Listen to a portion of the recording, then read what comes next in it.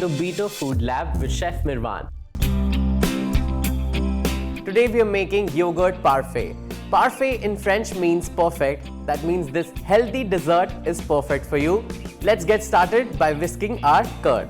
To this bowl, I'm going to add Greek yogurt or thick yogurt.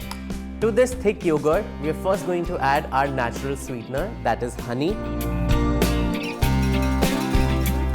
To this, I'm going to add soaked chia seeds. They are full of protein. I'm going to add popped amaranth seeds. They are roasted and they add a nice texture to our parfait. Our yogurt is set. I'm going to keep it aside. Now, I'm going to chop up some berries. I have strawberries here. My berries are cut. Now, let's start building our parfait. To this, I'm first going to add our yogurt.